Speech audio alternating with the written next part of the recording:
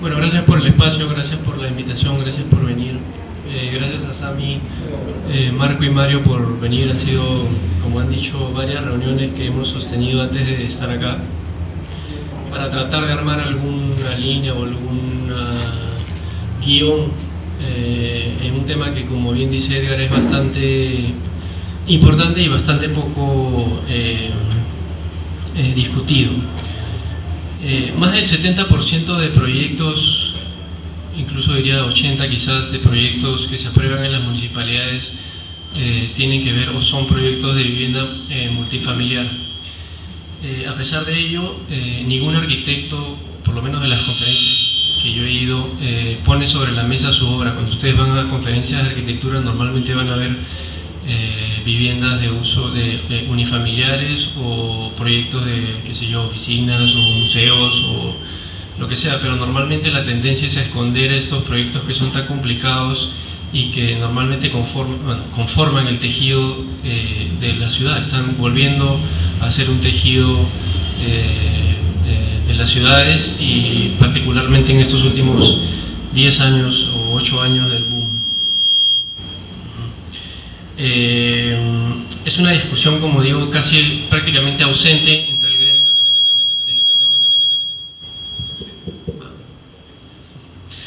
gremio de arquitectos, y por lo tanto es una discusión absolutamente ausente en la sociedad, lo que es peor. ¿Puede pasar? ¿Teléfono? ¿Quién va a pasar las diapositivas? ¿Nadie? Edgar, yo voy a pasar las diapositivas. Claro, ¿no quieres pasar las diapositivas?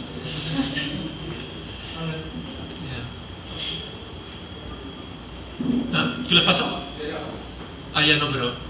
Ya está bien, Claudio las pasa, pues. ¿Está bien? Ya. Ya, pásalo. Esta es una cita muy bacán de un... No sé cuál es su profesión, pero se llama Ricardo Hausmann. Ha sido, creo que, asesor del ministerio o ministro de Vivienda de Venezuela. Creo que ahora trabaja en Harvard. En el que hace una diferencia, un artículo que salió publicado en El Comercio hace un par de semanas. De hecho, lo vi porque lo publicó Pablo Herrera en el Facebook. La diferencia entre casas o hábitats, y cómo para la sociedad y para, incluso diría, nosotros mismos, resolver el problema de viviendas es un problema de números, es un problema de resolver casas. O sea, es decir, todo el mundo o la gente que está vinculada al gobierno dice: ok, hay un déficit de 250.000 unidades de vivienda y vamos a construir este año 5.000 unidades de vivienda. Entonces, como bien dice ese artículo, el problema no está en resolver la cantidad de casas, sino en crear hábitats, y eso es lo más difícil de hacer. Lo que es peor aún, esta discusión sobre la vivienda está ausente en las universidades. Yo lo he visto como alumno. Yo en mis 10 ciclos de universidad nunca hice una vivienda colectiva, ni multifamiliar, ni nada, y lo veo ahora como profesor. Es un tema al que se le rehuye. Casi leí un artículo en Arquinca, en la última Arquinca, de Luis Marcial, una entrevista que le hacían, que decía que para los alumnos de proyecto final de carrera en la Católica era un tema al que muchos les rehuían. Todo el mundo quería hacer museos, bibliotecas, y lo mismo pasa en la UPC, donde yo soy profesor. Es muy poco común que alguien se atreva a hacer vivienda.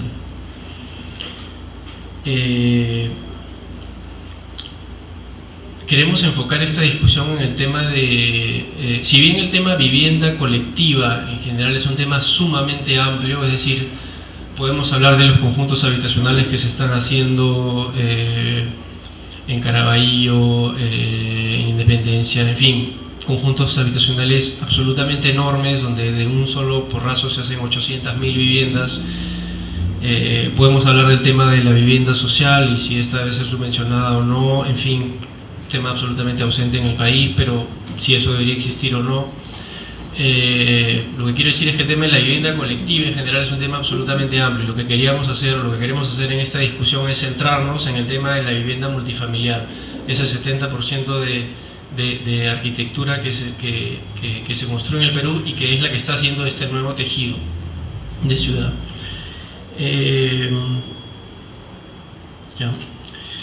Hemos invitado a Samuel Cárdenas, a Marco Sanguinetti y a Mario Braganini precisamente porque su trabajo se centra en este tipo de encargos. Probablemente no sean parte de este mainstream de conferencistas que ustedes verán en todas las conferencias que se organizan, pero como repito, su obra está concentrada en este tipo de edificios y por tanto ellos tres son claves en la conformación del nuevo tejido de la ciudad. Son ellos tres, entre muchos otros, los que están construyendo el nuevo tejido de la ciudad, sin duda. Y lo que nos parece aún más importante son arquitectos que están, en inglés hay una frase que es within and against, o sea, como que estar en y en contra, ¿no? O sea, son arquitectos que están metidos en el asunto, pero también, o a la misma vez, o por eso mismo son capaces de oponer resistencia, lo cual nos parece una posición bastante más interesante que la que tenemos la mayoría, que es simplemente quejarnos desde afuera y decir, bueno, todo está mal, el promotor es un desastre, el Estado es un desastre, la normativa es un desastre. Que es, digamos, es importante obviamente criticar, pero como repito, la posición que tienen ellos de casi que unos topos subversivos que están ahí excavando en la mente de las comisiones, o ellos mismos están metidos en comisiones tratando de cambiar la mentalidad de alcalde, gerentes de desarrollo urbano, otros arquitectos, promotores, y están ahí dale que dale, ¿no? Tratando de cambiar las cosas desde dentro. Esa posición me parece bastante más interesante que la que tenemos la mayoría. Siguiente, creo. Hemos planteado tres temas cuyos nombres son morfología y densidad,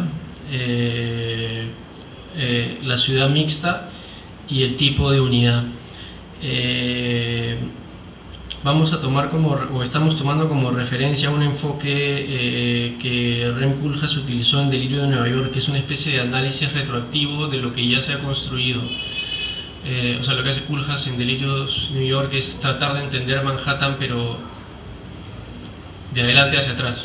O sea, analizando la arquitectura que se ha hecho para entender lo que él al final llama el manhattanismo, ¿no? Esta cultura de la congestión extremadamente intensa. Entonces, nos parecía interesante, después de estos 10 años en los que se ha construido un montón, a pesar de que obviamente recién estamos al principio, pero creo que ya hay una cierta cantidad de cosas y situaciones que se han dado, transformaciones, como para ir analizando cuáles son las consecuencias de esas normativas que hemos planteado hace no sé cuántos años.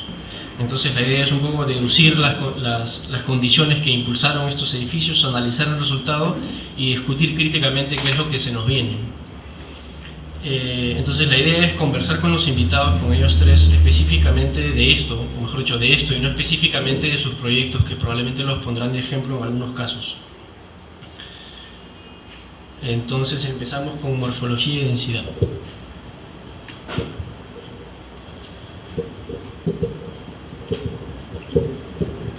A ver, como les decía Jorge, este primer tema tiene como que tomando prestado de este pensamiento de Koolhaas, ¿no? de ver en retrospectiva qué es lo que nos rodea,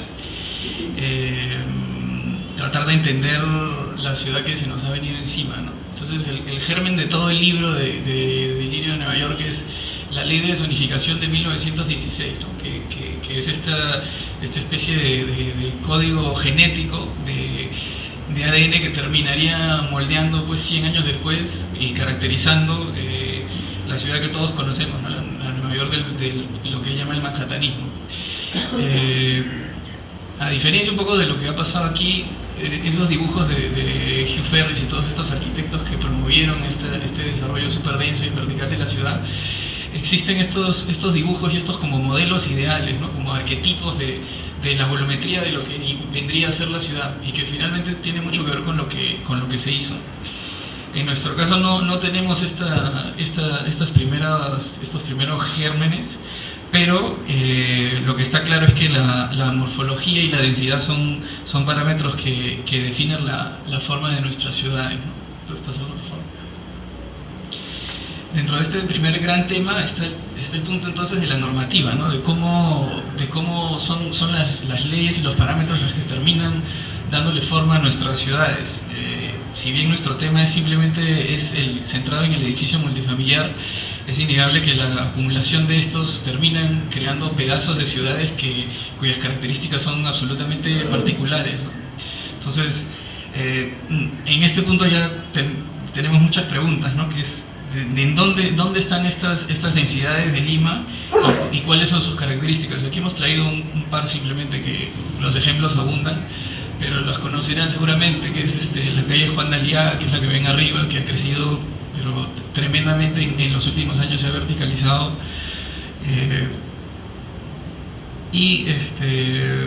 Bueno, queremos saber si es que las consecuencias de estos parámetros fueron previstas o recién ahora que los vemos nos enteramos de que así iba a quedar las normas que estaban sobre papel en blanco y negro, ¿no? Entonces, por ejemplo, el tema del área libre, uno de estos mecanismos que regulan la densidad y la morfología, que cuando tenemos viviendas unifamiliares, lo normal es que nos exijan un 30%, pero cuando hacemos un edificio multifamiliar, ese porcentaje aumenta a 35%. Sin embargo, no se hace una diferencia entre si ese edificio multifamiliar va a tener 5 pisos o 20, pero las consecuencias de ese espacio libre cambian radicalmente de un tamaño al otro, ¿no? La relación que podemos tener con ese nivel o los beneficios o las características que le da morfológicamente a ese pedazo de ciudad son totalmente diferentes de un caso al otro, ¿no? Está el tema de los perfiles y cómo la altura de acá viene normada por un tema de retiros y de la relación con el ancho de la vía. Pero es también curioso comparar con el caso de abajo, que es la avenida Brasil, que es muchísimo más ancha que Juan de Aliaga. Sin embargo, los edificios ahí no llegan a los 15 pisos, mientras que Juan de Aliaga llegan a los 20. Entonces, todas estas normativas, bueno, también el tema de que de un punto a otro se cambie la altura permitida en toda la calle, pero el desarrollo no es uniforme, ¿no? Entonces, Juan de Aliaga es una excepción. En realidad lo que pasa es que aparece como este tipo desdentado, ¿no? Que son unos edificios grandazos, pero al costado está la casita, y luego vuelve a cambiar la normativa y puedes hacer más edificios. Entonces al final no es que puedes llegar a tener esta imagen ideal, que es la que aparentemente buscan las normativas, que es como muy pintoresca y pero muy estática a la vez, ¿no? El gráfico del costado es un gráfico también de hace 100 años de Walter Gropius, que sí trataba de buscar una relación entre el área libre y el tamaño del edificio, esto que les comentaba al comienzo, ¿no? Tratar de encontrarle una lógica y una relación entre una y la otra, que parece que ahora no hay, ¿no? Entonces la primera pregunta que yo les plantearía a ustedes es ¿dónde en realidad debería fomentarse este desarrollo? Si tiene que ver con el ancho de las calles, y qué criterios son los que regulan esa morfología de esta nueva densidad de la ciudad.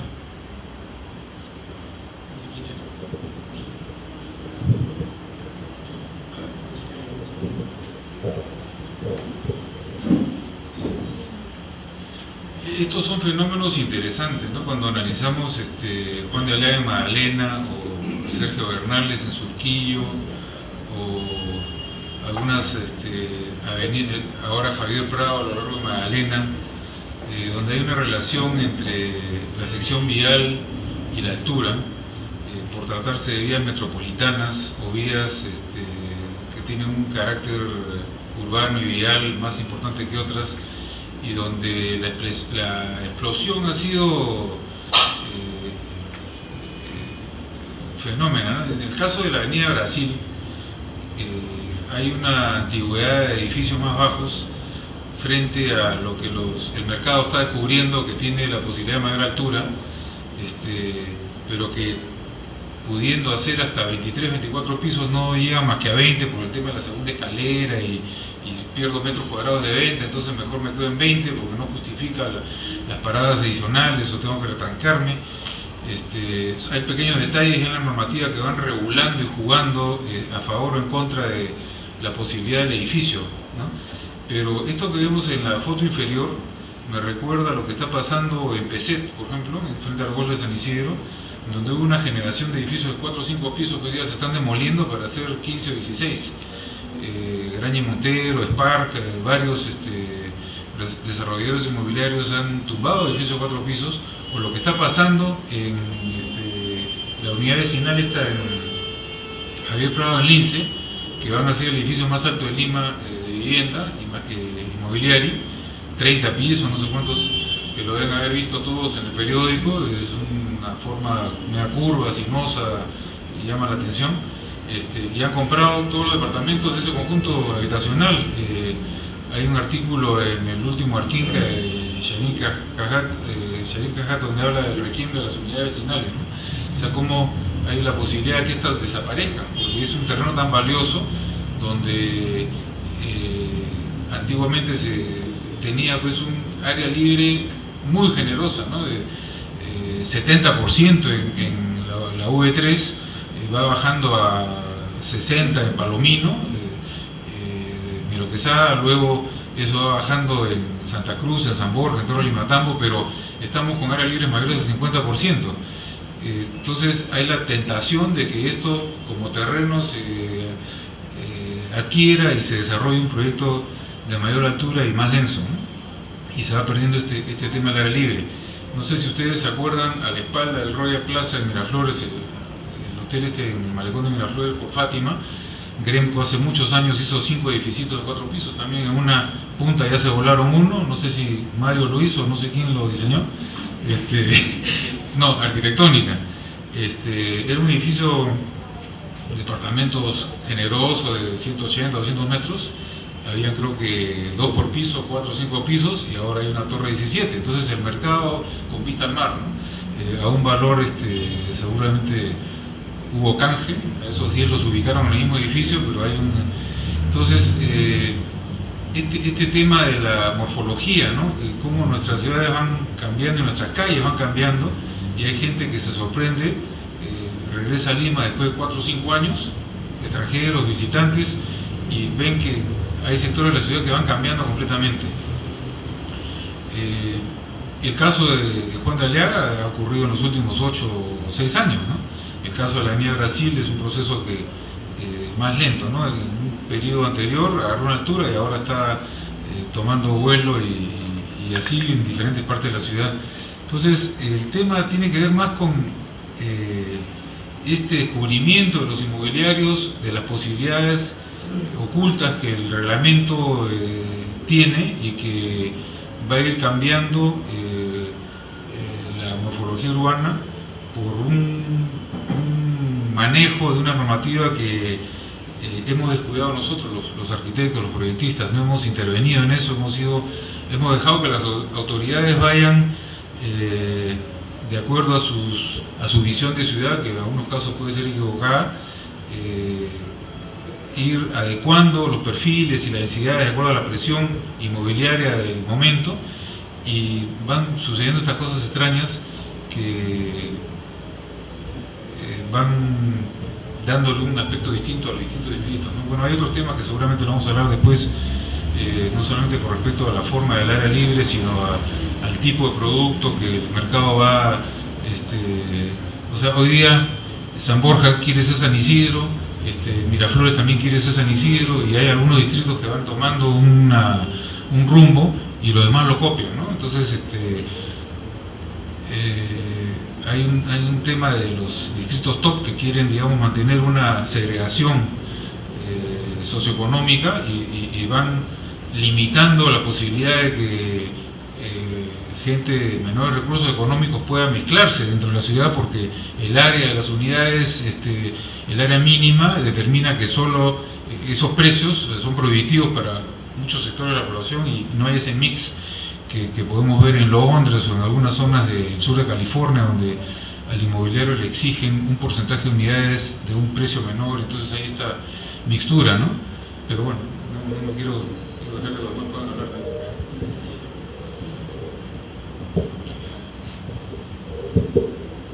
Bueno, hablando del impacto morfológico en la ciudad sobre la normativa, básicamente, hay algunos casos medianamente exitosos, otros exitosos, y la mayoría, pienso yo, que son erróneos, ¿no?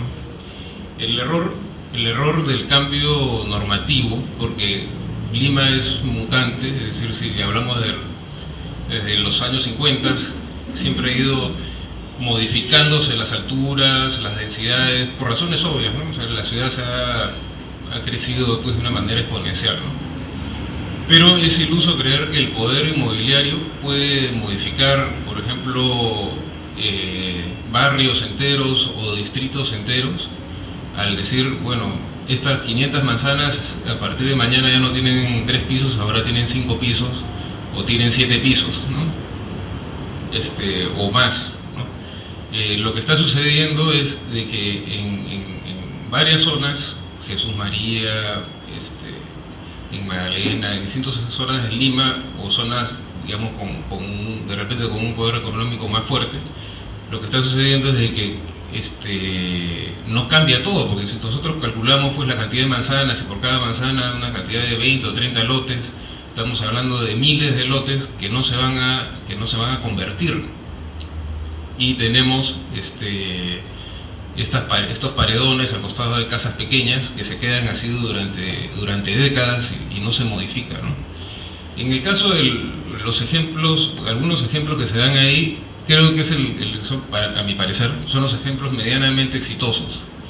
Es decir, en una vía, en el caso de Sergio Bernales, por ejemplo, en Surquillo, ¿no? En una vía de 2 pisos vas a tener 20 pisos. Uno que dice, bueno, eso es un crimen, pero yo preferiría que pase de 2 a 20 a que pase de 2 a 5, porque si pasa de 2 a 5 no es lo suficientemente atractivo para el poder económico, para poder transformar la ciudad, y siempre se queda a medias, ¿no?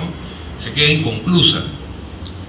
Sin embargo, lo que ha pasado en Bernales es que pasa de 2 a 20 pisos y en menos de una década la avenida se ha transformado, para bien o para mal, pero por lo menos se ha transformado en una sola cosa y no en un intermedio que afecta a los que se quedan y a los que vienen, ¿no? A todos estos ejemplos de mediano éxito, lo que falta es afinar la normativa en cuanto a retiros laterales, a normativas de diseño para que estos proyectos sean en realidad mejores. A pesar de que a nosotros como limeños o peruanos la altura nos asusta bastante, ¿no? Bastante. O sea, un edificio de más de 20 pisos de vivienda es bien difícil venderlo, ¿no? Y no solamente a los nuevos propietarios, sino también a los que están en su entorno, ¿no? Hay un edificio que hizo Graña y Montero, que a mí me gustó mucho, que está frente al golf de San Isidro, que creo que fue el último edificio que se hizo así en San Isidro, porque a partir de ahí dijeron nunca jamás, ¿no? ¿Cómo se llama ese edificio? Que son varios edificios altos que diseñó el Millennium, ¿no? Es un ejemplo bastante bueno y bastante exitoso de cómo puedes hacer edificios de altura en convivencia con un barrio inclusive que todavía no ha sido modificado, ¿no? Todos los edificios independientes no estorban, no molestan, el estacionamiento no perjudica a nadie, ¿no? Pero sin embargo fue pues un espanto para los políticos del momento, ¿no? La morfología, que no sale, pero hay también datos que son de repente más puntuales que afectan también la morfología de la invasión inmobiliaria, que es la condición de los que se están quedando y no están modificándose. Es decir, yo compré mi casa y ahora me ponen un edificio de altura al costado, no quiero que me vean, ¿no es cierto? Digamos, esa inclinación de nuestra sociedad por no ser vistos, ¿no es cierto? Y preservar su individualidad a como dé lugar y no la colectividad, ¿no?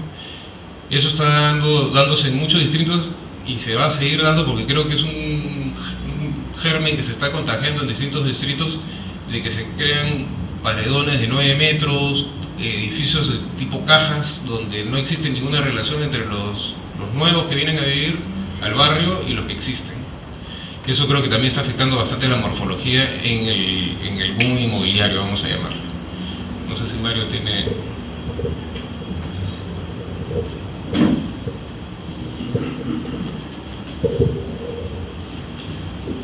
Buenas noches a todos.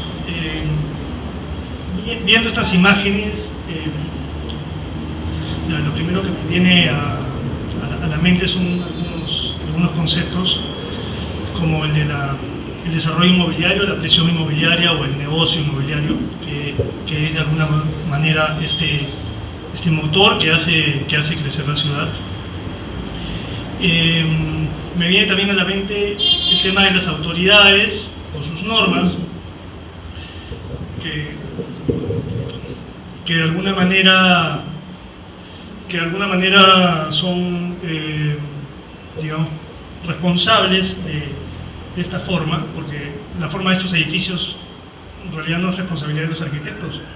Estos edificios están diseñados desde antes de que existieran, en el momento en que creas ciertas normas que te permiten tener determinada área libre, determinada altura, y existe una presión inmobiliaria que se combina con esta normativa, pues estos edificios ya existen, independientemente de que existan. Y la tercera idea que me viene es que eso está muy feo, ¿no?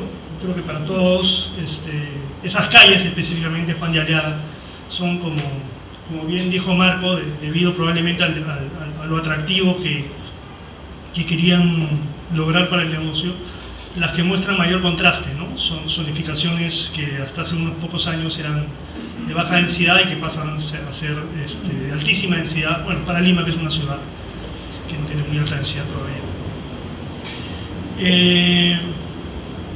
Sí, pues eso yo creo que esos son los componentes principales que uno puede ver ahí, ¿no? Lima moderna, ¿no? Que es la Lima que se densifica, es una ciudad desarmónica. Efectivamente está formada principalmente por vivienda. Sin embargo, la vivienda no es de mala calidad. Más adelante tendremos tiempo para hablar de la vivienda multifamiliar en sí. Lo que es de mala calidad es el entorno. Lo que es de mala calidad es el entorno. Es las condiciones de áreas de recreación, de áreas de comercio, la calidad del transporte, en fin, todo lo que rodea vivir en un lugar, ¿no? El ruido. Eso es un poco la situación actual, ¿no? Y bueno, para los que sabemos un poquito más del tema, la situación actual también tiene como un mundo paralelo, que es el mundo de las normas. Y acá, aunque no parezca, hay un montón de normas. Hay un montón. La normativa limeña ha crecido en los últimos 20 años, que son justo lo que me ha tocado vivir como arquitecto desde que salí de la universidad. Habrá crecido pues que un 5.000%. O sea, de las normas que yo tuve que saber a mediados de los 90, las normas que hay que saber ahora, es muy difícil, realmente es muy difícil. Entonces lo que yo veo acá es que la ciudad no es la suma de proyectos arquitectónicos individuales, por más que nos encantaría sacarle la vuelta a la norma y encontrar la forma de hacer algo mejor, el impacto que se consigue a nivel de la superestructura, que es el mundo de las normas, es pues avasallador. Definitivamente cuando tú diseñas las ciudades, cuando tú diseñas las normas. Y entonces esta articulación de este mundo de ideas que son las normas, junto con la presión del negocio inmobiliario, que me parece que satanizarlo es un error, porque finalmente estás satanizando el deseo de progreso del ser humano en cualquier ámbito, y esto sucede acá en la China, y en la China peor probablemente. Esos son los componentes de este tema. Esos son los componentes. Primero, probablemente no había muchas normas, como yo he mencionado, hace 20 años que comienza mi experiencia práctica, había menos normas. Hace 100 años probablemente hay menos. Es muy fácil de comprobar porque si uno es de la provincia, de alguna manera es una especie de réplica de lo que era Lima hace 50 o 100 o 150 años. La libertad individual es lo que hay en el campo, ¿no? Es decir, tú puedes hacer lo que te da la gana, pero claro, tienes tu vecino a 1 kilómetro, entonces si yo 5 pisos, si yo hago un torreón, si pinto mi casa de dorado, a nadie le afecta. Y cuando comienzas a acercarte, cuando comienzas a formar ciudad, entonces, como ya sabemos, la mayoría creo que son estudiantes de arquitectura, se han formado en las civilizaciones, comienza el problema, ¿no? Comienza el tema del bien común, y creo que ese es el tema de la ciudad, el tema de la comprensión de la libertad individual versus el bien común.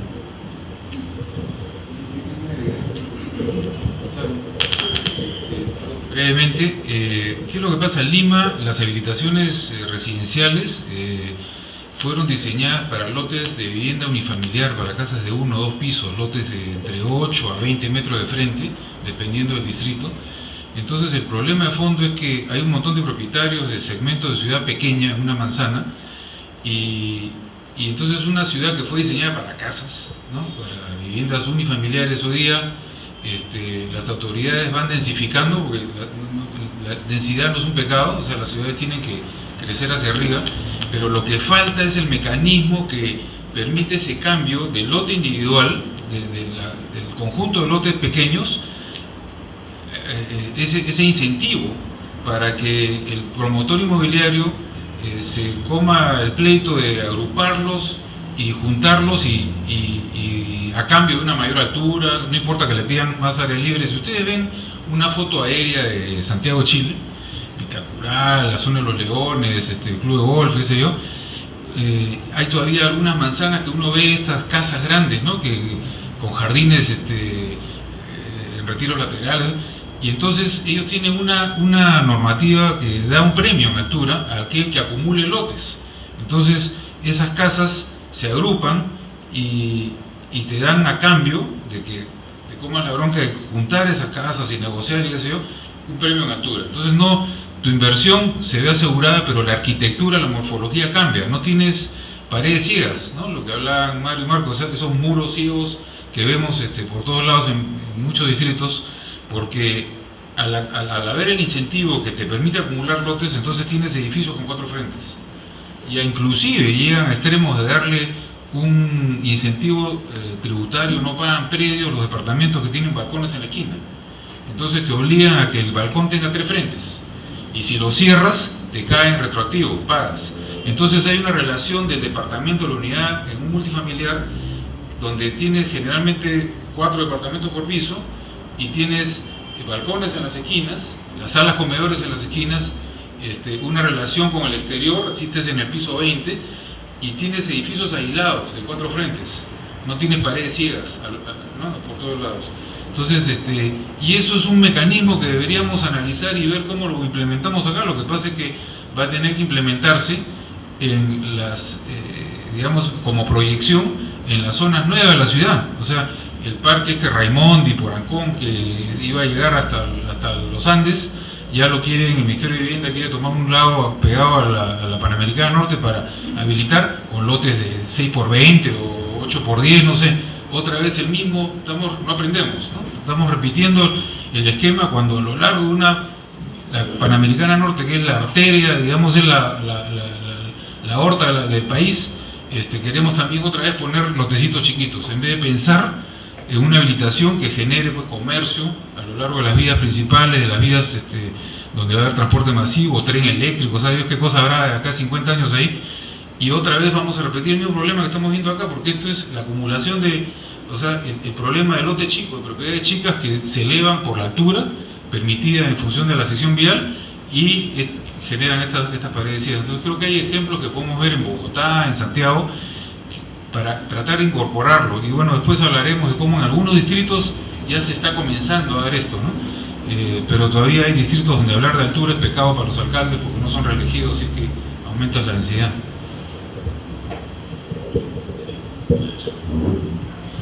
Pues, por favor, Claudia, poner la siguiente. Bueno, justamente con lo que decía Mario, que el ejemplo que das a mí me parece muy bueno, pero a mí me gustaría porque eso ya casi que pasa a la escala de conjunto habitacional, ¿no? Como los que mencionabas, que tienen una gran cantidad de área libre, pero nos gustaría tratar de centrarnos en lo que es el edificio multifamiliar, que no tiene más opción que estar en un lote, ¿no? Como que entre medianeras, y a ver ahí qué alternativas tenemos. En ese sentido, lo que decía Mario es muy cierto, es como que estos edificios ya están diseñados, y eso lo vemos de forma retroactiva cuando hacemos un gran panorama de los edificios que hay, ¿no? Y es esto que llamamos el tipo común, que lo interesante del multifamiliar también es que, a diferencia del conjunto habitacional, es una pieza que hace parte de un conjunto mayor, que es la manzana, que viene a ser un fragmento de esta manzana, pero siempre lo diseñamos como pieza autónoma, cuando en realidad dialoga directamente con lo que tiene alrededor, ¿no? Y configura todo un entorno y lo cualifica. Bueno, las normativas y las proporciones como que típicas del lote limeño, ya sea para edificios grandes, chiquitos, no sé qué, por lo general te dan edificios de este tipo, ¿no? Que es el que tiene los dos pozos internos laterales con la circulación central, o el de circulación central con el pozo concentrado al medio. Y hay un eje de simetría al medio y el departamento largo que va del frente hacia atrás. Por ahí se mueve el 90% de edificios que se diseñan en lotes de este tipo, que son la mayoría de Lima, ¿no? Estos que comentaba también Sammy, que han pasado de ser casas, ahora hay que meter ahí un edificio, y ese es el edificio multifamiliar. Ahora, lo que yo les quería plantear es que si se puede pensar con la repetición de este tipo profusamente por todos lados, si es que es posible que este edificio pueda trabajar en series, o sea, que haga parte de un conjunto mayor. Les doy el ejemplo, el pozo interno, si es que tú lo adosas con otro edificio al lado, ya se convierte casi que en un patio de mayores dimensiones, y podríamos pensar en espacios más generosos al interior de la manzana, que es lo que pasa en algunas manzanas, como en Barcelona o en Berlín, que hay una cualidad espacial interna. Si puedes poner la otra, por favor, Claudio. La siguiente. Les traía este ejemplo también de Sevilla, ¿no? Un edificio muy peculiar, muy estudiado también, que como es hacia el exterior, define casi de forma neutra su fachada, no está preocupado por ese tema, y más bien, como está en un lote muy complicado, como lo pueden ver ahí en la figura de abajo a la izquierda, concentra toda la riqueza en el potencial del vacío, que es algo que en la mayoría de edificios que vemos no es así, ¿no? Hay todo un esfuerzo por diseñar la fachada o sobrediseñarla, pero al interior generalmente estos pozos y estas medianeras que nos comentaban son terribles, ¿no? Sin embargo, acá como que se invierte la fórmula y se trata de darle mayor calidad al edificio. Entonces yo les quería pensar cómo podemos ya más o menos con estas reglas de juego y con estas condicionantes del lote, pensar en tipificar este edificio, pero efectivamente consolidarlo, ya que es a lo que nos conduce en términos generales la normativa y la lotización de Lima, pero darle calidad con determinados aspectos muy puntuales. ¿Cuáles cree que podrían ser las salidas para pensar en darle mayor calidad al edificio multifamiliar, que es este que dices que ya casi que existe aunque no esté, ¿no?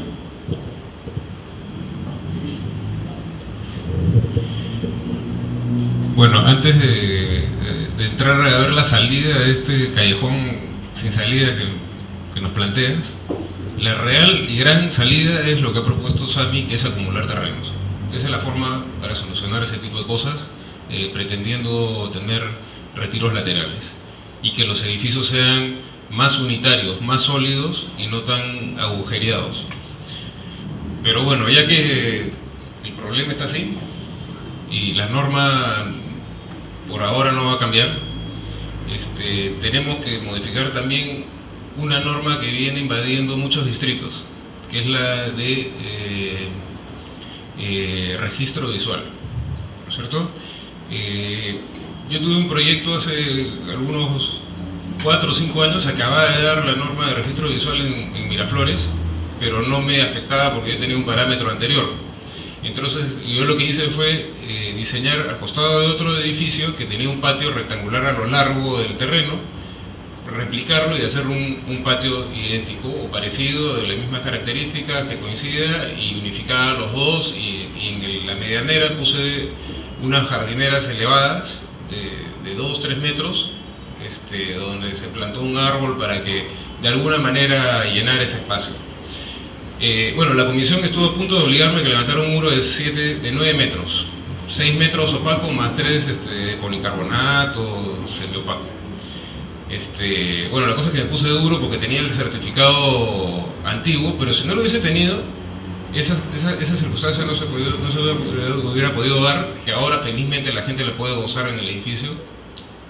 Pero tenemos que vencer la tara misántropa que tenemos los peruanos, en que nos odiamos unos con otros, no nos podemos ver, yo soy más que tú no eres de mi clase, o sea, desgraciadamente nuestra sociedad está impregnada de ese clasismo y racismo y segregacionismo que nos afecta bastante en todos nuestros aspectos económicos y sociales, ¿no?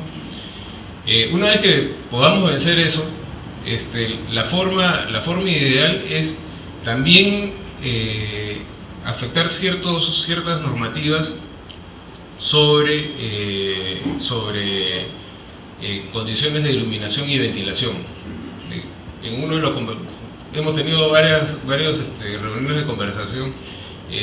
Mario dijo, bueno, ¿y quién ha dicho que tiene que ser 1/3? ¿Y por qué tiene que ser 1/3?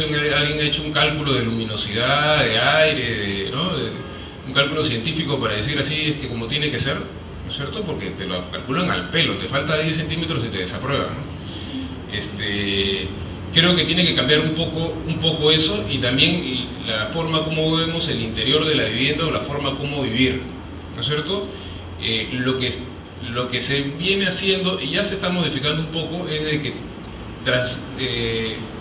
transmitimos el modo de vida de la casa, ¿no es cierto? Porque vendemos la casa, se demueble un edificio, o salgo de la casa de mis padres, o lo que sea, donde viví de chico, quiero más o menos las mismas características en mi departamento, ¿no? Sala, comedor, cocina, baño, por otro lado los dormitorios, ¿no es cierto?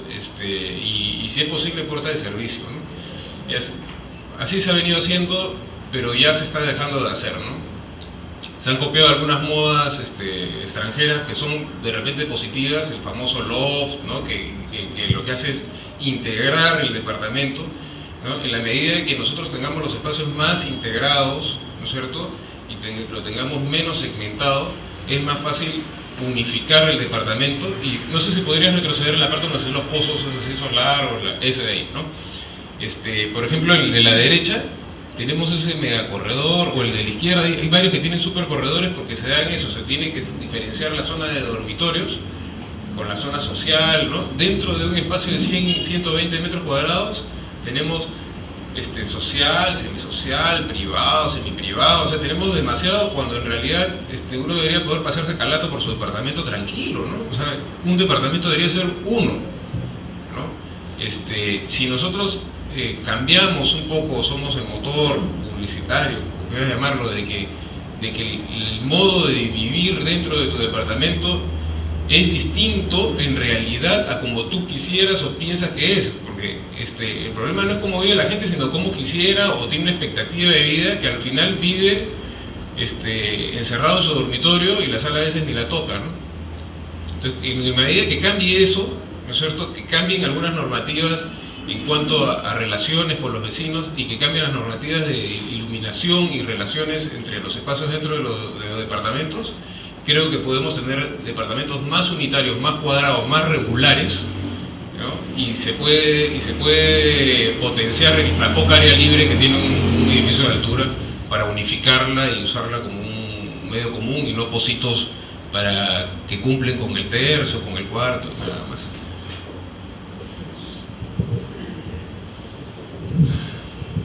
Estoy totalmente de acuerdo contigo, creo que uno debe poder pasearse calato en su departamento sin que el reglamento te lo prohíba. Efectivamente, pienso que esta imagen es mucho más útil que la anterior. Voy a jugar un poco de antipático para todos los diseñadores de arquitectura, pero creo que es más valiosa que esta discusión salga de la especificidad del proyecto arquitectónico y vayamos a analizar muestras que son representativas de lo que sucede. Y esto es súper representativo, ¿no? Estas plantas son plantas típicas de proyectos que responden, a ver si mi ojo no se equivoca, al tema del área libre, al tema del retiro frontal y el retiro posterior, al tema de los pozos de iluminación para áreas principales, 1/3 de la altura del edificio, para áreas de servicio, 1/4 de la altura del edificio, que pueden reducirse un 20% si es que en la otra dimensión crecen un 20%, y que obviamente está en función a la altura máxima, ¿no? Al área libre, que me imagino que como son torres altas será pues 40%, o 35% si es que son torres de tamaño mediano. Entonces, como pueden, ya el estacionamiento, claro, evidentemente la torre de circulaciones está al medio por eso, para que los carros puedan girar abajo. Entonces, como pueden ver, sabemos las normas. Sin embargo, probablemente la mayoría de estos edificios son muy feos. Y deben haber pasado varias revisiones normativas en la municipalidad. Entonces, nuevamente, el tema son las normas. ¿Ayudan o perjudican? El área libre, por ejemplo, supongamos que tiene 40%. 40% es una buena cantidad de área libre. Sin embargo, tenemos en el proyecto de la derecha esta área libre distribuida en 4 zonas absolutamente inútiles. Un poco como mencionaste tú, no se pueden, mi respuesta es no. No se pueden acumular dos áreas libres de proyectos de terrenos diferentes, porque la norma no lo permite. No existen los mecanismos legales que garanticen que si 2 proyectos independientes han tomado en cuenta uno al otro, cuando sea demolido uno, el proyecto que siga respete eso. ¿Por qué? Porque no existe eso en la norma. Entonces, nuevamente, no es un proyecto, no es un tema de arquitectos. El área libre, entonces, acá no sirve de nada. 40% es un montón, pero han sido lo suficientemente hábiles como para lograr que no sirva de nada.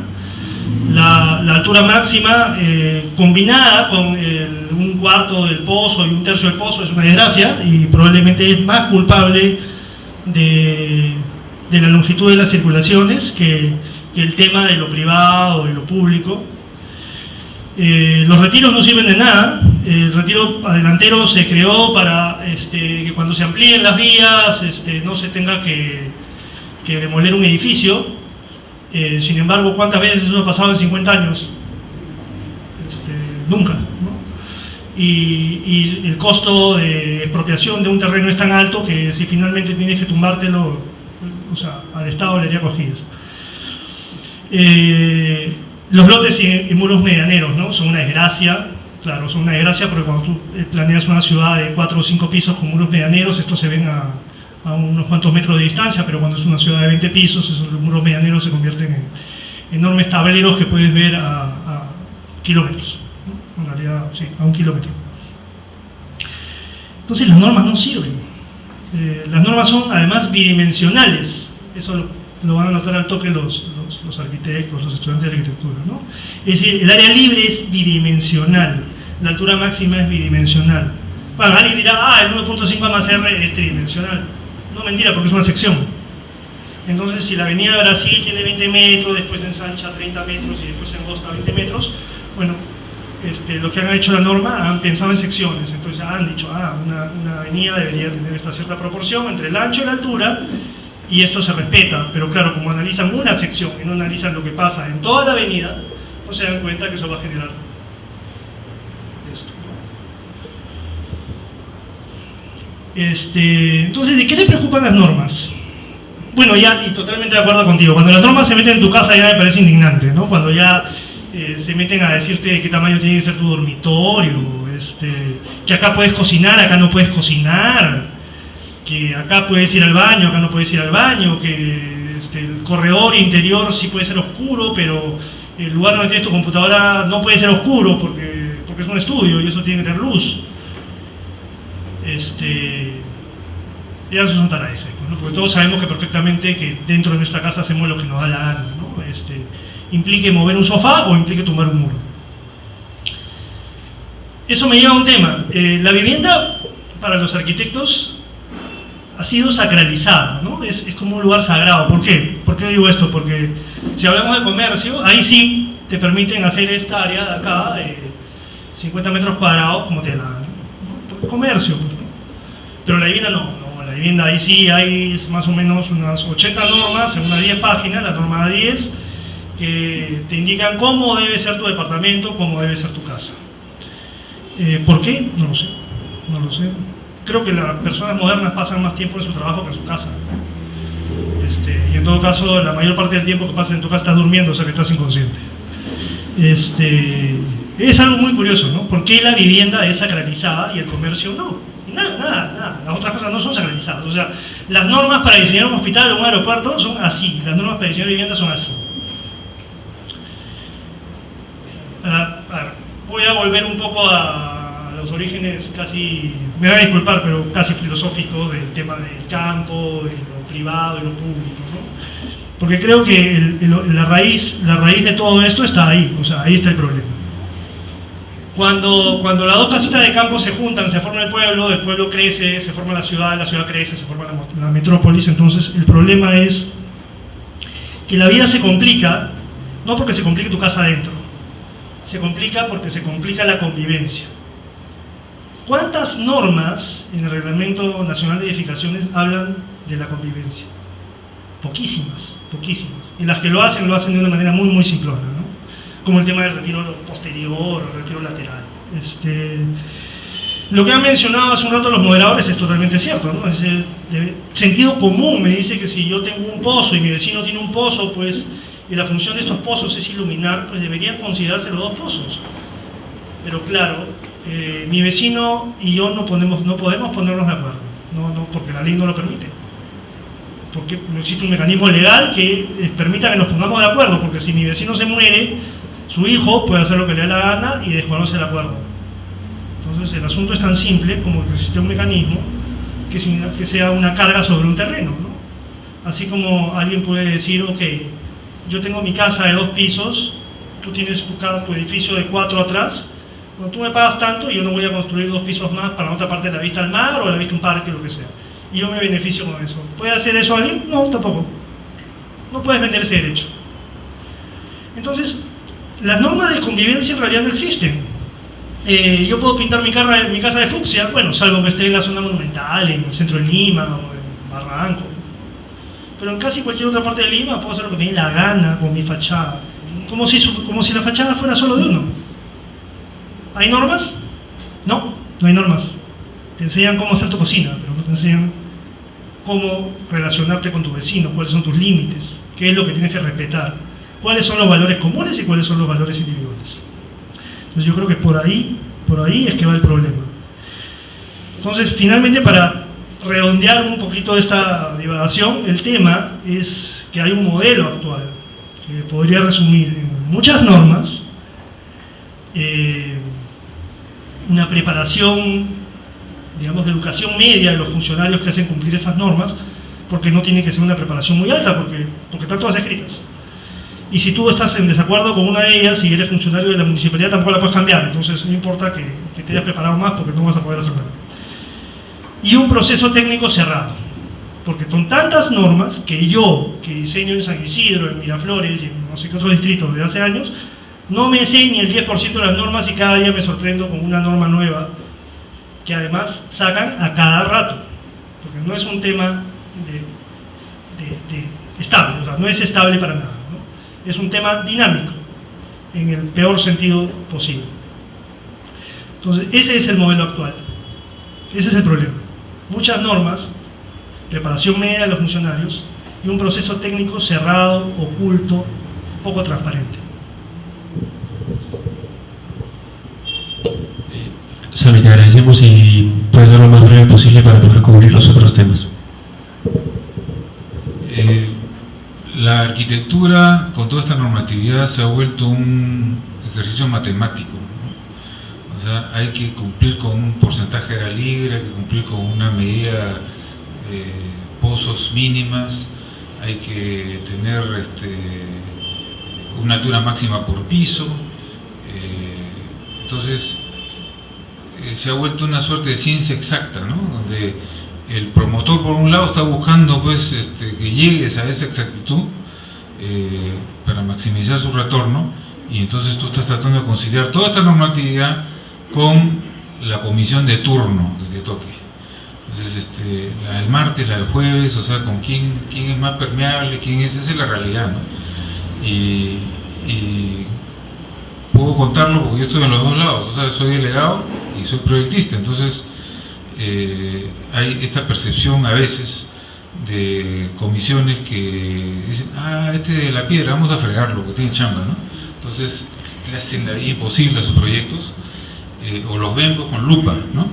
Entonces al proyectista, digamos que recurrente, o sea, que tiene trabajo, que presenta distintos proyectos, o sea, lo ven, hay una cierta envidia, ¿no?